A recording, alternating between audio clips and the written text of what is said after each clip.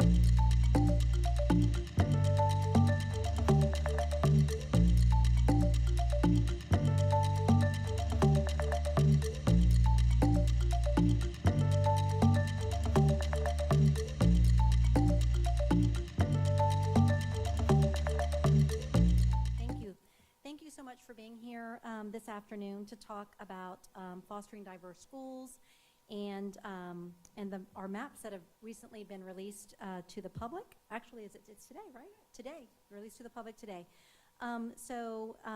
This is an important step in redesigning our residential boundaries. For the last 32 years, Winston-Salem Forsyth County Schools has been using the same residential boundaries to determine where children attend during school, and yet during that time, a lot has changed in the county. The county has changed significantly. Actually, over 100,000, we have more than 100,000 residents than we did in 1993. And we have new and growing residential areas and highways. So a lot has changed in that amount of time, and so it is time for us to actually look at our boundaries and honestly not wait another 30 years as we look at boundaries, because a lot changes over time. And so the boundaries over time have become inefficient. Some schools are overcrowded, some are under-enrolled, transportation inefficiencies have arisen. Sometimes a family actually drives past one school to get to another on their way to the school their child attends. And our schools have become less socioeconomically diverse over time as well.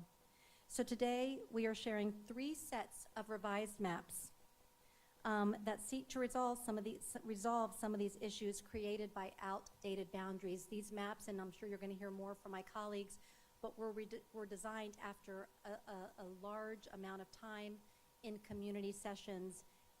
And so you're going to hear more about that, how they even were created in the first place. Today's release is going into another amount of time for community feedback. And so we are calling through this process, we are calling on our whole community to help us determine the best way to redesign our residential boundaries as we move forward. And so 2 people and other team members have been leading the charge for this very important work that we're doing. And so I'm going to have Dr. Effie McMillan and Mr. Frank Pantano talk to you more and give you some more details. When they're finished, we'll open up the floor to questions. Thank you. Good afternoon. I'm going to speak a little bit about the project and how we have gotten here.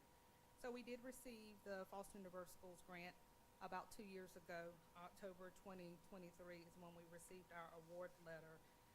The grant program was focused on meeting academic, social, emotional, and mental health needs of students by increasing access to more socioeconomically diverse schools and inclusive learning environments. So there's tons of research that is out there about the benefits for all children that do attend a school that is socioeconomically diverse. It provides students with experience with children from all different walks of life. For example, it's a real critical part for a full, well-rounded learning and education that colleges, currently universities, and employers within our community also speak to just the benefits and the evidence and need, and they're increasingly looking for people that leave public school systems that come with colleagues from different backgrounds. Research has also shown that when there is a socioeconomically diverse school, that there are lower suspension rates, there's higher achievement academically across all groups, there's better teacher retention, that is really important, greater parent engagement in schools, and that students leave those environments with skills like leadership, creativity, teamwork, critical thinking, and all of those skills that colleges, universities, and employers are looking for also align with the North Carolina's Portrait of a Graduate and the district's Portrait of a Graduate. Let me just back a little bit. I didn't click. As Ms. McManus said, we have engaged with the community quite a bit for the last about 9 months. You can see on the screen here just all the different ways in which we engaged and how we heard from people. So last year we had really extensive outreach to students, staff, parents, and community members, just to get their insight and input on thinking about modernizing residential boundaries. We had about 12,000 people to participate. Collaboration with our research partners, the Plural Connections Group out of Northeastern University, utilize all of the feedback that we received to set the priorities for our district and for schools that went into shaping the maps that were released today. Thank you, Superintendent McManus and Dr. McMillan. So I think they did a great job of covering the why, the project goals, these four things of trying to bring students from different backgrounds together, make schools less crowded, save some money and time on transportation, and keep students together as they move from elementary to middle to high school. So what I'm going to talk to you about now is how well we were able to do that with our proposed models. My name is Frank Pantano, the Executive Director of Choice and Magnet Schools. So one of the departments that I oversee is student assignment. So I hear from parents all the time when they have questions about, what school do I go to? What's the next school that I go to? How about my siblings of my children and all those different things? So this is sort of near and dear to my heart because I don't want families to have to go really far to get to their residential school. And I also want to make sure that those kids get to stay with their friends when they go up. That's the school feeder patterns. And of course, diversity is important for getting kids around all different types. So you can see there's 3 different maps, and we have some examples up here. And this is just high school. We have them also for middle and elementary school. And the different maps deliver in different ways on the metrics, right? So the first map, map A, does a really good job of delivering on that diversity goal. But it does not do as good a job on home to school distance or school feeder patterns. And in fact, school feeder patterns get worse. So there's more options for students to have to go to a different middle school than their peers if they're in elementary, or a different high school than their peers if they're in middle. But it's only that map that has that happen. Map B still delivers really well, 4 stars on diversity, and on the website, parents can drill down and see exactly what that means. It also decreases the average distance for our families, so it kind of delivers on that transportation efficiency goal that we're going for. And it also reduces the number of times that students are split up from their friends when they're going up from elementary to middle to high. So map B delivers on all the goals that we're looking for. And specifically, when I say we, I mean our community. So these goals were specifically derived from those community engagement sessions. Finally, map C doesn't do as good a job on the diversity goal, but it does a little bit better on the distance, and it does the same with school feeder patterns. So I wanted to make sure that since this is a needed thing for our community, something that hasn't been done in over 30 years, we wanted to make sure that we had the gamut of options for people to weigh in on, let us know how we can adjust them. This isn't meant to be like a vote on A, B, or C for the community. It's more tell us about the pros and cons of all of them, and we're gonna take all that feedback into account and iterate, almost crowdsource to the community to make even better maps so that what we end up giving to the board is the best possible new maps. So I do have a couple of important notes that, from the community engagement, we heard about things that would be important to people, but we also heard about fears and concerns, all right? So one of the fears and concerns we heard about was, well, I remember busing, and I don't want my kid to have to drive really far on a bus and have a really far away school. And so one of the things that we were able to do is make sure that those drive distances get less instead of get more. So if anything, we're almost busing kids now, and we need to fix it so that we're not busing them to further away schools anymore. Students are not going to be removed from their current schools. So what that means is we have a policy that's already in place that if a student moves to a different residential boundary, even today, they can still continue going to their old school because we want families to have that consistency in their life. Even if they have transients in their address, they still have consistency in their school here in our district. So that's important to note that no one's going to be uprooted from their school with this process.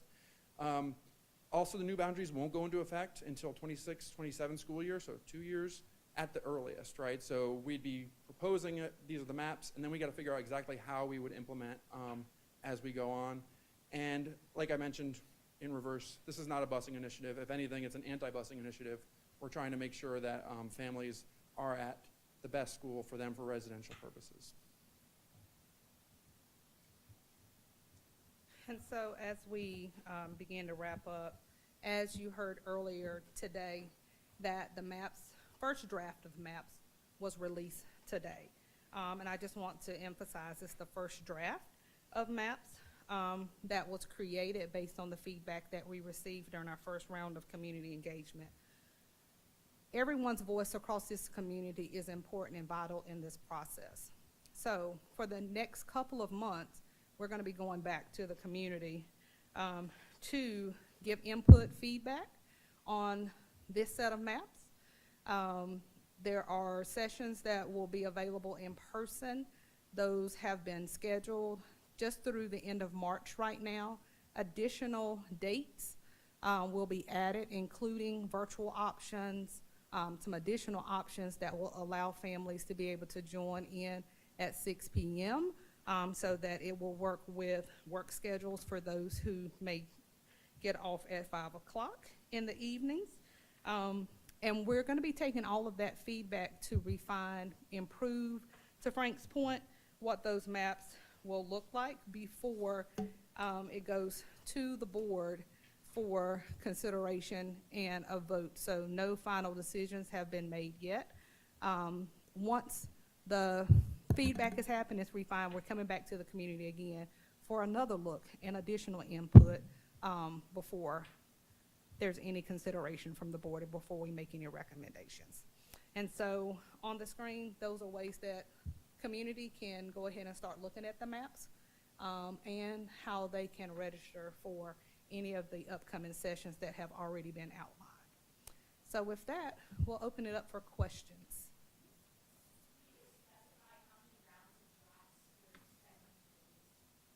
We have 3 rounds right now. The ones that Frank mentioned earlier, there's A, B, and C options. And when members of the community go into the platform where they can begin to look at those maps, they can see option A for elementary, middle, high school. So it is multiple maps. There's 3 sets and it covers each level. So for the next 2 months, we're going to be working on getting feedback from the community about these drafts. And then we're going to take that feedback and take some time to process that to improve the maps based on the feedback that we receive. And then we're anticipating June to go back for the next round of feedback based on the improved maps.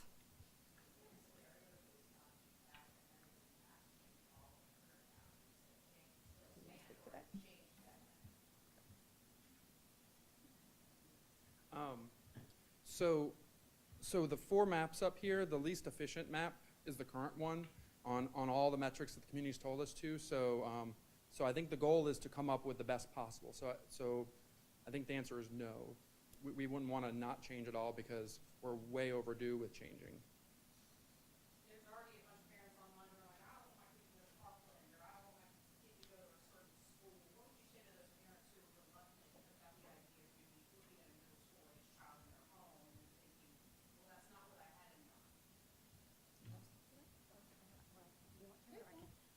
I can start and someone can jump in. That is not, anytime you do boundary changes, I've been part of those, not here, but in other places, you're going to hear that. People have a thought of where I want my child to go from the time they're born and all the way up through high school. What I would say is we have great indicators in every school of beyond just a school grade. There's so much happening within schools.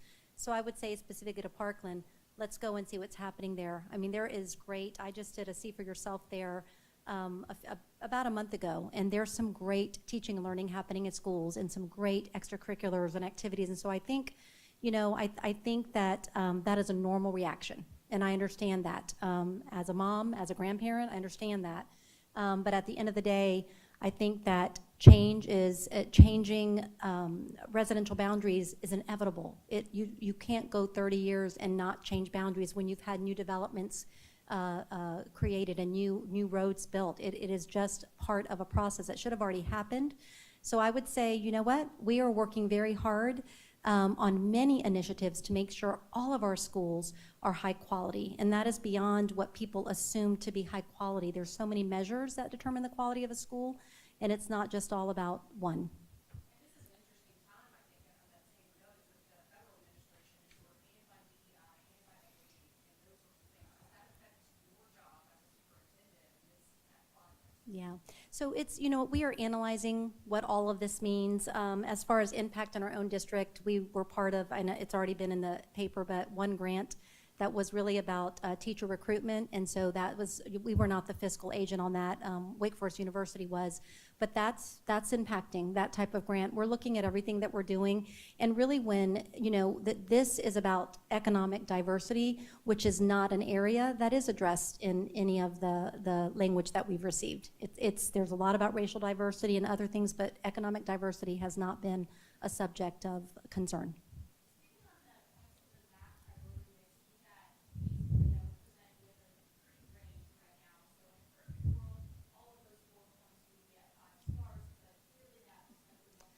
Right. Right. I'm going to turn over to F, but I will say one thing. If you were to have all 5 stars colored on diversity, we would have had to do what we said we wouldn't do, and that was bus students a far way away. So that is, we said from the beginning that is not something that we had planned to do through this process, but I'll let you continue. So that is a really, really good question. I think that is one of the reasons why we applied when the grant was offered. You could do 1 year, 2-year planning grant, or you could do an implementation grant. And we chose intentionally to focus on the 2-year planning grant because we wanted to make sure that we had ample time to engage with the community, the entire community, from every corner of the community, to hear what families had to say about how they're experiencing the system, the impacts the current boundaries have on them, and what was important to them. That is why the things that are up here came to light as what were lifted as priorities across so much data that we had. It could be challenging to have 5 stars on all of them, to the superintendent's point about busing, but we also have to think about just geographically our current landscape, and some things just would not make sense because it would create greater challenges for families, and that is one of the things that we definitely do not want to do. I know there was a question that came up earlier that I just want to reiterate, is that our current policy says that when new boundaries come into place, that children can remain in their school for their grade span. So if they're in elementary school, they could stay at that elementary school until it's time to move to their middle school. I also want to point out that this will be a process of phasing in. We do not want to disrupt or totally upset people's lives through the transition. So a part of hearing from the community this time will give us some insight too on what might be some of our best approaches for implementation, so that when we do go to the board, we can say, here was some consensus around what we learned about what is important to our community and which features of the map are really important, and then here are ways that we would propose that we could implement in a way that is gradual and without really disrupting families' lives tremendously. And so Frank wants to add as well. One quick thing too about that is that this is a bit of a paradigm shift too, because usually when you look to try to diversify schools, you're looking at busing, you're looking at further away. So in some ways, the fact that we have options that improve on every single metric was a pleasant surprise. It's an exciting opportunity for us, because the thing that we're losing is just inefficiency. The thing that we're losing is the fact that we haven't updated. The thing that we're losing is that we're not modern. So excited about that. Just one follow-up on that. I know that some parents on Constantine also were encouraged that their school might lose Title I status if you shift kids around, or some of those benefits and things, programs they have access to. You anticipate that? You know what, I would need to see like what is impacted with each of, like, depending on each map. What would that mean for socioeconomic diversity? Right now, we use the 50% threshold as our determining factor of if a school is Title I. Many of our schools are way above that. And so I'm thinking there won't be a ton of change with that, especially when we think about, you know,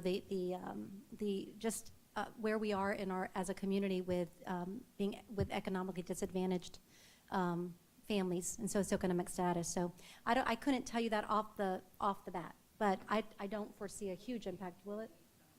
Income, that's a good point. You want to say that? That's, I remember that. So I think it's also important too that for Title I funding, they primarily focus in on income only. And so when we were looking at it, we could have looked totally at income, but there's more to it than that. So we looked at multiple factors, including income, but also the education levels of families within a certain census block. We looked at household, like if it's a single-parent home, two-parent home, based on information that is publicly available nationally. We also looked at if the home is, English might not be the primary first language. So instead of just focusing on one single thing, we looked at multiple things that create socioeconomic diversity.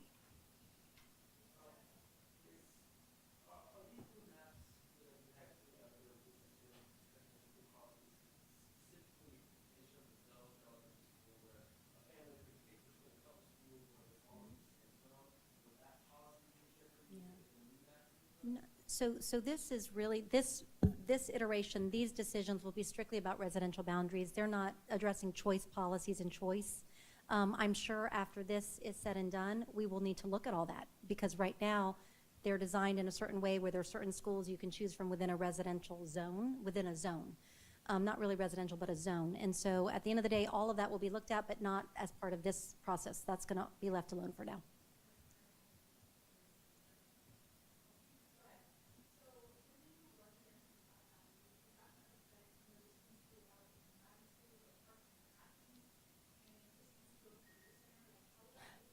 No, so all of those options will remain, and that's why it's so important. Frank's been a huge part of this. They've been partners in this work, but all your magnet options will remain, with Atkins and Parkland, and all of those programs are still part of the choice application process, and students will continue to choose into those schools.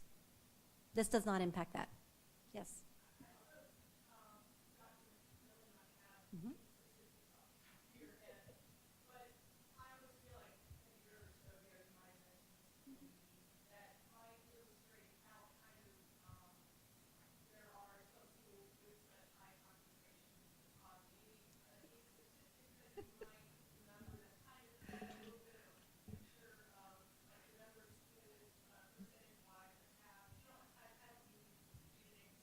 Right.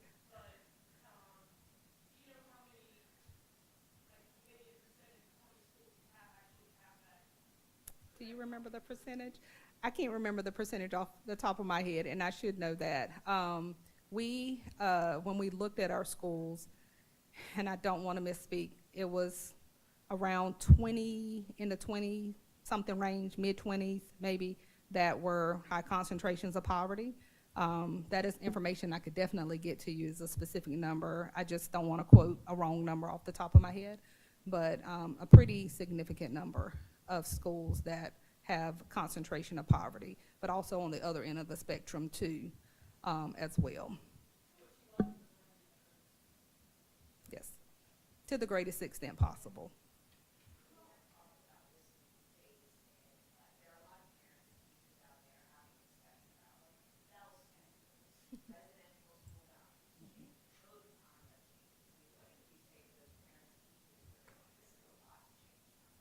Yeah.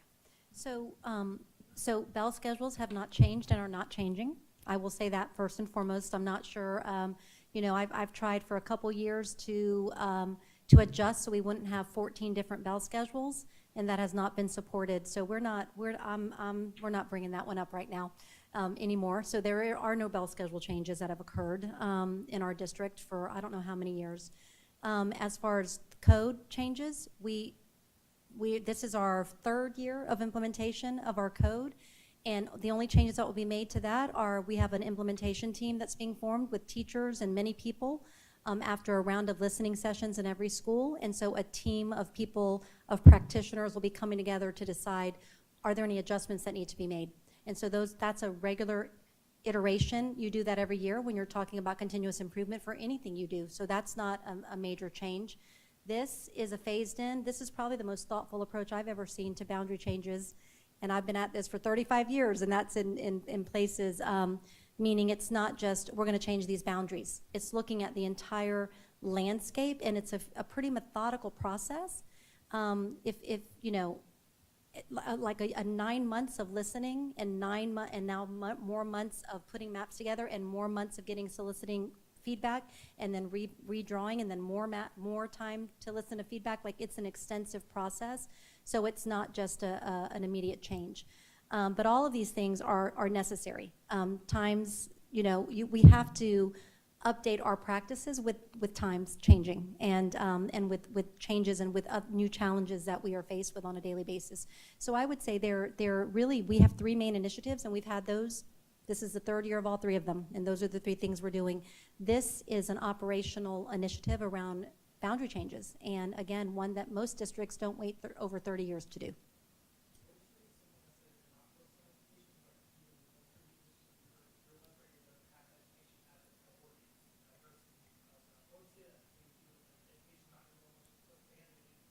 Yeah. So actually, everything we do on a daily basis is about education. Like, that's why we exist. And so honestly, that is not, I'm not sure, my question would be a question back on how would you address education in a boundary change? I think that would be my question back, because that doesn't make any sense. So I think the most important thing is that our whole focus is always education. Every strategy we have, all 3 initiatives we're focused on, are improving academics, outcomes for children, behavior, making sure every child is future ready. Like, that's all we do on a daily basis. But you can't focus on that when you have major inefficiencies that are causing other issues for your school district. So that's how I would respond to that. But we've never taken our eye off the prize of making sure every student has a high quality education. That's all we do on a daily basis. That's every meeting I attend. Unfortunately, I have to attend a lot of finance meetings because that is all about our budget and making sure we're living within our budget. And making sure the budget aligns to our priorities, but all of our priorities are about our strategic plan, which has 5 goals for our children, and the majority of that is focused on academics and academic outcomes. Yes?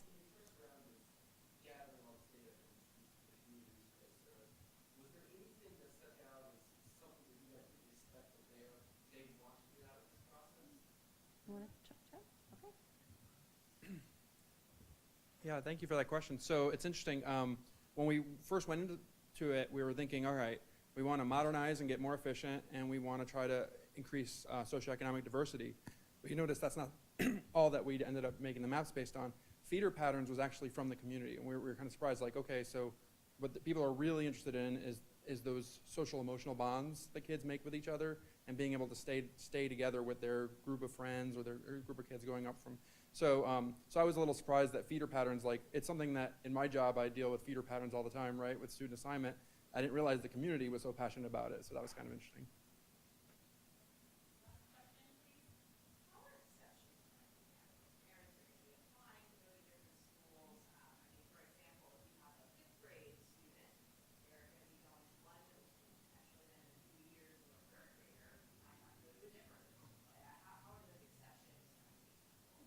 Do you want to talk?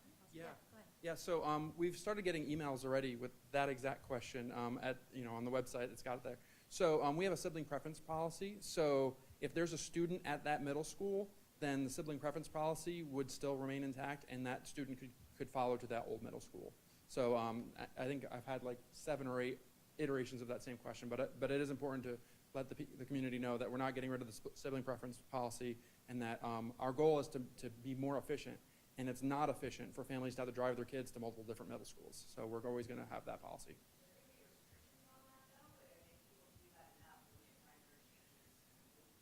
So there has been a lot of that question about would render changes moot. I think what's important to know is that we do have a robust choice and magnet program. It's in my title, so I feel strongly about it.